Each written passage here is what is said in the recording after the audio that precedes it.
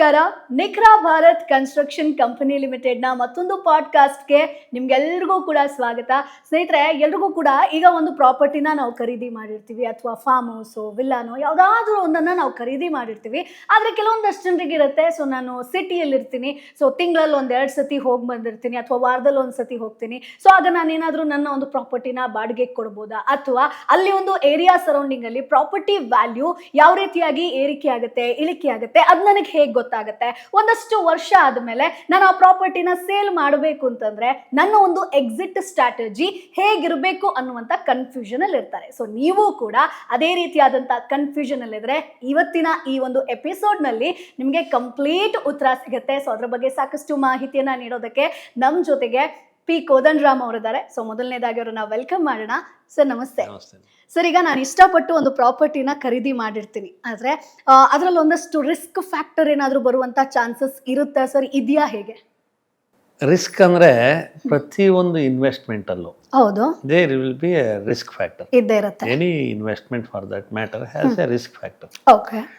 ಆದರೆ ರಿಸ್ಕು ಎಷ್ಟು ಮಿನಿಮಲ್ ಆಗಿರುತ್ತೆ, ಎಷ್ಟು ಕ್ಯಾಲ್ಕುಲೇಟೆಡ್ ರಿಸ್ಕ್ ತಗೊಂಡಿರ್ತೀವಿ ಅನ್ನೋದು ತುಂಬ important. Bank deposits are safest ಅಂತ ಒಂದು ಕಾಲದಲ್ಲಿ ಇತ್ತು. ಹೌದು. ಓಕೆ. ಬಟ್ ಅದು ಸೇಫೆಸ್ಟ್ ಅನ್ನೋದು ಒಂದು ಕ್ವಶನ್ ಮಾರ್ಕ್ ಯಾವಾಗ ಬಂತು? 2008ರಲ್ಲಿ ಸಬ್ ಪ್ರೈಮ್ ಕ್ರೈಸಿಸ್ ಅಂತ ಆಯಿತು. ಓಕೆ. ಅವಾಗ ಎಷ್ಟೋ investment bankers, banking companies, banks, they came under lot of stress. Okay. Especially in America it was a big problem. But Indian government policies, RBI policies, they had sufficient fundamentals. They weathered it away. And ಇಂಡಿಯಾನಲ್ಲಿ ಅಂಥ turmoil ಏನೋ ಆಗಲಿಲ್ಲ. Similarly ಈಗ ಇತ್ತೀಚೆಗೆ ಕೆಲವು ಬ್ಯಾಂಕ್ಗಳೆಲ್ಲ ಸ್ವಲ್ಪ ಸ್ಟ್ರೆಸ್ಸಿಗೆ ಬಂದಿರೋದು ನಾವು ದಿನ ಪೇಪರಲ್ಲಿ ಓದ್ತೀವಿ. ಸ್ಟ್ರೆಸ್ಸಿಗೆ ಬಂದಾಗ ಏನಾಗುತ್ತೆ, ಆ ಬ್ಯಾಂಕಲ್ಲಿ ಇಟ್ಟಿರೋ ಡೆಪಾಸಿಟ್ರಿಗೆ ರೀಫಂಡ್ ತಗೊಳಕ್ ಹೋದಾಗ ಸಮಸ್ಯೆಗಳು ಬರುತ್ತೆ. ಓಕೆ. ಸಮಸ್ಯೆಗಳು ಬಂದಾಗ ರೀಫಂಡು ಇಮಿಡಿಯೇಟ್ ಪೇಮೆಂಟ್ ಮಾಡಲಿಕ್ಕಾಗಲ್ಲ. Some conditions, some fundamentals of RBI policy follow ಮಾಡಿರೋಲ್ಲ. ಪ್ರುಡೆನ್ಷಿಯಲ್ ನಾರ್ಮ್ಸ್ ಅಂತೀವಿ, ಆ ಪ್ರುಡೆನ್ಷಿಯಲ್ ನಾರ್ಮ್ಸು ಫಾಲೋ ಮಾಡಿರೋಲ್ಲ. ಲೋನ್ಗಳು NPA ಆಗಿರುತ್ತೆ, ಪೇಮೆಂಟ್ ಮಾಡಲಿಕ್ಕೆ ಬಾರೋಯರ್ಸು ಪೇಮೆಂಟ್ ಮಾಡ್ತಿರೋಲ್ಲ. ಸೊ ಅಂಥ ಪರಿಸ್ಥಿತಿ ಬಂದಾಗ ಆ ಬ್ಯಾಂಕ್ಗಳಲ್ಲಿ ಕ್ಯಾಪಿಟಲ್ ಅಡಿಕ್ವೆಸಿ ರೇಷಿಯೋ ಅಂತ ಇರುತ್ತೆ. ಆ ಕ್ಯಾಪಿಟಲ್ ಅಡಿಕ್ವೆಸಿ ರೇಷಿಯೋ 1% ಫಿಕ್ಸ್ ಮಾಡಿರೋದಕ್ಕಿಂತಲೂ ಕಮ್ಮಿ ಆದಾಗ ಆ ಪರಿಸ್ಥಿತಿಯಲ್ಲಿ ಬ್ಯಾಂಕ್ ಡೆಪಾಸಿಟರ್ಸ್ನ ಅವರ ಡಿಮ್ಯಾಂಡ್ಸ್ನ ಮೀಟ್ ಮಾಡ್ಲಿಕ್ಕೆ ಆಗಲ್ಲ ಬ್ಯಾಂಕ್ಸು. ಅವಾಗ ಏನಾಗುತ್ತೆ, there will be a run on the bank. Run on the bank ಅಂದರೆ ಎಲ್ಲರೂ ಹೋಗಿ ಒಂದೇ ಸಾರಿ ಡೆಪಾಸಿಟ್ ವಾಪಸ್ ಕೊಡಿ ಅಂತ ಕೇಳ್ತಾರೆ. ಅಷ್ಟು ಹಣನ ಬ್ಯಾಂಕಲ್ಲಿ ರಿಸರ್ವ್ಸ್ ಇಟ್ಕೊಂಡಿರೋದಕ್ಕೆ ಸಾಧ್ಯ ಇಲ್ಲ. ಆವಾಗ ಏನಾಗುತ್ತೆ, the demand is more, borrowers doesn't repay in time, and there will not be their own capital. So refunds will become a question mark. ಅವಾಗ ಏನು ಮಾಡುತ್ತೆ, there is an institution called as DICGC ಅಂತ Reserve Bank of ಇಂಡಿಯಾನಲ್ಲಿ ಇದೆ.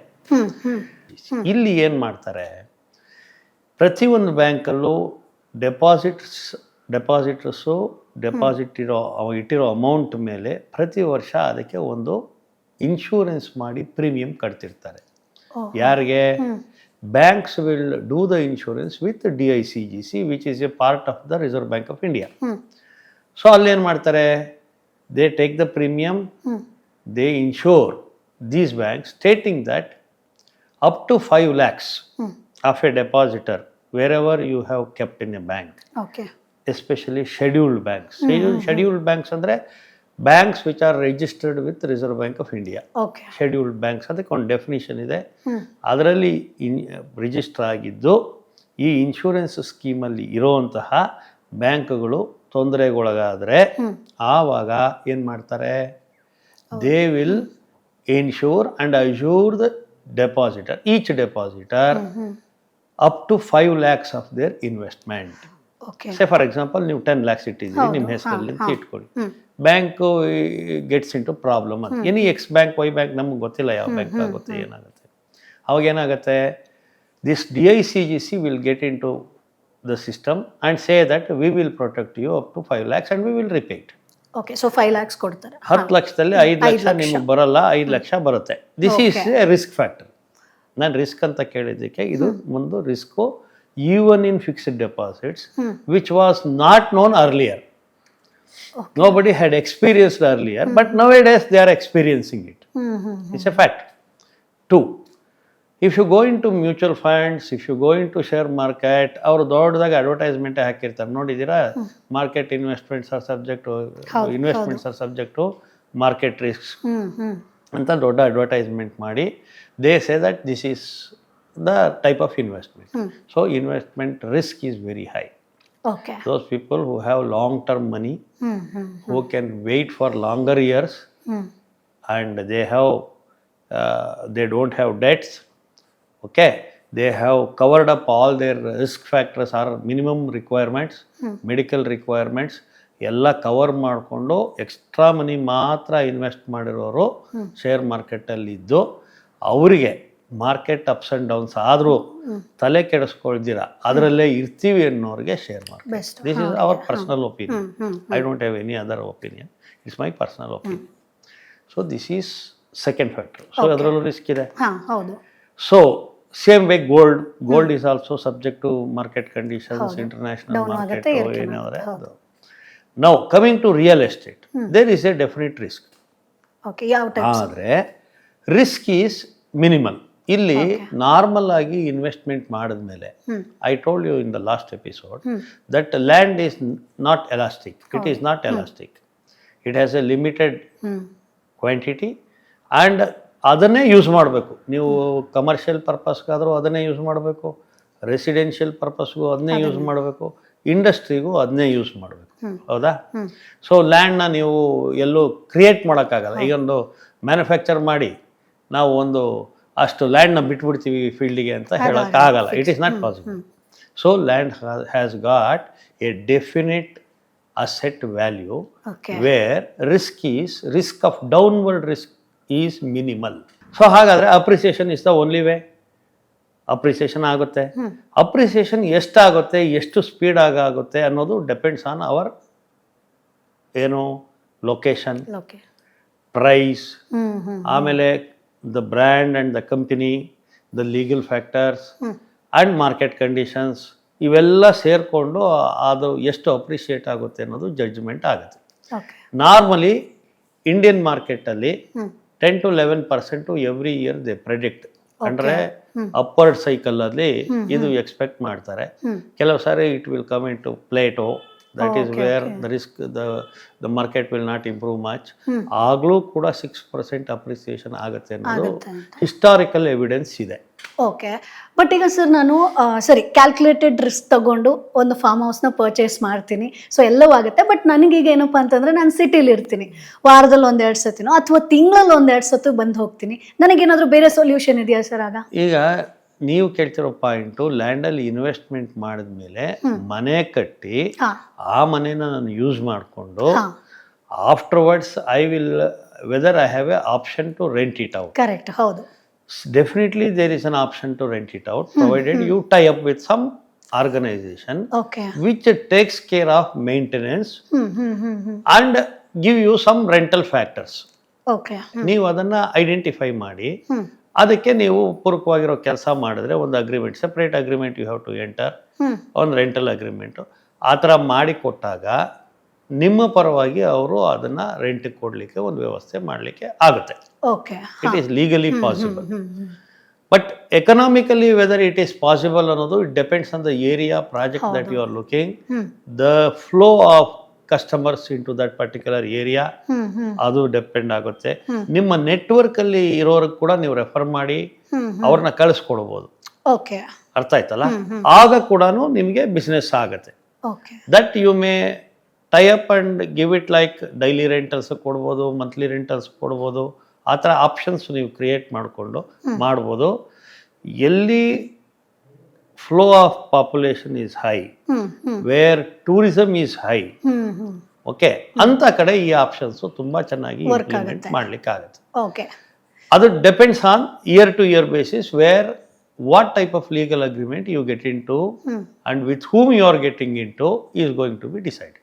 Okay, but ಈಗ ನಾವು ತಗೊಂಡಿರೋ property value so ups and downs ಆಗ್ತಾನೆ ಇರುತ್ತೆ, ಬಟ್ ನನಗದು ಹೆಂಗ್ ಗೊತ್ತಾಗುತ್ತೆ? Property value ups and downs ಅಲ್ಲ, ಅಪ್ ಆಗುತ್ತೆ, ಡೌನ್ ಆಗೋದು ತುಂಬಾ ಕಮ್ಮಿ. ಓಕೆ, ಸೊ ಸೊ ಯಾವ ಟೈಮಲ್ಲಿ ಕಡಿಮೆ ಆಗ್ಬೋದು?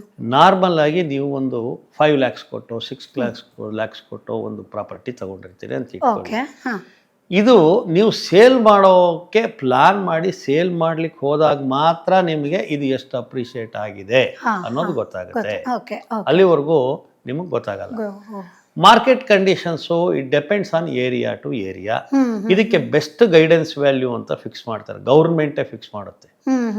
Market value and other factors will be decided by the government. ಅದನ್ನ ಸರ್ಕಲ್ ರೇಟ್ ಅಂತೀವಿ.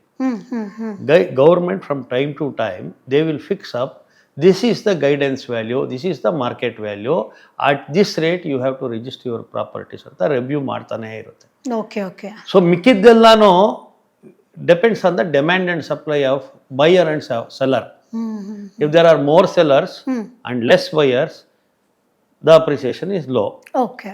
If there are higher number of buyers and suppliers, that is sellers, are low, the value will be high. Okay. So ಈ ಎರಡು point ನೀವು ತಿಳ್ಕೋಬೇಕು. So ಇದಕ್ಕೆ determining factor is government guidance value. Okay, ಅರ್ಥ ಆಯ್ತಲ್ವಾ? ಅದು revise ಆಗ್ತಿರುತ್ತೆ, registered value ಜಾಸ್ತಿ ಆಗ್ತಿದೆ. ಈಗಂತೂ every year they are revising the rates depending on the economic conditions. That will be determined by the government. A particular state government will decide, and that would be the basic parameter. Okay. So ನೀವು ಅದರಿಂದ ನಿಮಗೆ ಗೊತ್ತಾಗುತ್ತೆ ನಮ್ಮ property ಎಷ್ಟಿದೆ value ಅಂತ. ಈ sale ಮಾಡ್ಲಿಕ್ಕೆ ಹೋದಾಗ there will be so many networks.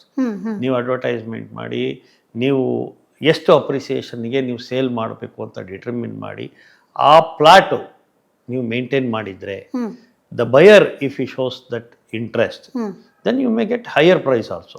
It depends on case to case.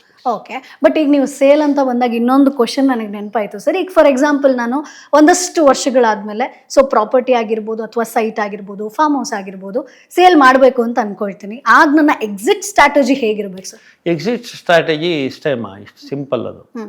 C you have to, ಈಗ ಫಾರ್ ಎಕ್ಸಾಂಪಲ್ ಬೆಂಗಳೂರಲ್ಲೇ ನೀವು ಯಾವುದೋ ಒಂದು BDA ಸೈಟ್ ತೊಗೊಂಡಿರ್ತೀರಿ, ಅದನ್ನ ಸೇಲ್ ಮಾಡಬೇಕು ಅಂತಿರ್ತೀರಿ. ಅದಕ್ಕೆ ಬೇಕಾದಷ್ಟು ಆನ್ಲೈನ್ ಏಜೆನ್ಸೀಸ್ ಇದೆ, ಮ್ಯಾಜಿಕ್ ಬ್ರಿಕ್ಸು, ನೋ ಬ್ರೋಕರು, ಈ ಥರ ಸುಮಾರು ಜನ ಇದ್ದಾರೆ. ಮತ್ತು ಎಲ್ಲ ಏರಿಯಾನಲ್ಲೂ ರಿಯಲ್ ಎಸ್ಟೇಟ್ ಏಜೆಂಟ್ಗಳು ಇರ್ತಾರೆ, ಅವ್ರ ಆಫೀಸ್ಗಳಿರುತ್ತೆ. ನೀವು ಯಾವ ಏರಿಯಾನಲ್ಲಿ ಇದ್ದೀರಿ ಆ ಏರಿಯಾನಲ್ಲಿರುವಂಥ ಏಜೆಂಟ್ಸ್ಗೆ ಮತ್ತು ಈ ಮ್ಯಾಜಿಕ್ ಬ್ರಿಕ್ಸ್ಗೆ ಅಥವಾ ನೋ ಬ್ರೋಕರ್ಗೆ, ಆನ್ಲೈನ್ ಪ್ಲಾಟ್ಫಾರ್ಮ್ಸ್ ಅವ್ರಿಗೆ ಇನ್ಫಾರ್ಮ್ ಮಾಡಿದ್ರೆ ಏನು ಬ್ರೋಕರೇಜ್, ಏನೊಂದು ಪರ್ಟಿಕ್ಯುಲರ್ ಬ್ರೋಕರೇಜಲ್ಲಿ ಅವರು ನಿಮಗೆ ಇಂಟೆಂಡಿಂಗ್ ಬಯರ್ಸ್ ಅಂತೀವಿ, ಆ ಇಂಟೆಂಡಿಂಗ್ ಬಯರ್ಸ್ನ ನಿಮ್ಗೆ ರೆಫರ್ ಮಾಡ್ತಾರೆ. Okay. So price will be determined across the table between the buyer and the seller. ಅರ್ಥ ಆಯ್ತಲ್ಲ? ಇದಕ್ಕೆ ಬೇಸಿಕ್ ಫ್ಯಾಕ್ಟ್ರು ನಿಮಗೆ ಗೈಡೆನ್ಸ್ ವ್ಯಾಲ್ಯೂ ಅಂತ ಹೇಳಿದೆ, government guidance value or circle rate ಅಂತ. ಅಲ್ಲಿಂದ ಮೇಲೆ ಮಾರ್ಕೆಟ್ ಕಂಡೀಷನ್ಸ್ ಏನಿದೆ ಅದರಲ್ಲಿ ಒಂದು ಎಷ್ಟು ಅರ್ಜೆಂಟಾಗಿ ನೀವು ಸೇಲ್ ಮಾಡಬೇಕು ಅಂತಿದ್ದೀರಿ ಅಥವಾ ಅವರು ಎಷ್ಟು ಅರ್ಜೆಂಟಾಗಿ ಬೈ ಮಾಡಬೇಕು ಅಂತಿದ್ದಾರೆ, ಅದ್ರ ಮೇಲೆ ನಿಮ್ಮ ಪ್ರೈಸು ಡಿಟರ್ಮಿನ್ ಆಗುತ್ತೆ. ಅದಕ್ಕೆ ಬೇಕಾದಷ್ಟು ಈ ಸಿಟಿಗಳಲ್ಲಿ ಬೇಕಾದಷ್ಟು ಏನು ವ್ಯಾಲ್ಯೂಯೇಷನ್ ಏಜೆನ್ಸೀಸ್ ಇದೆ, ಸರ್ವೆಗಳಿದೆ.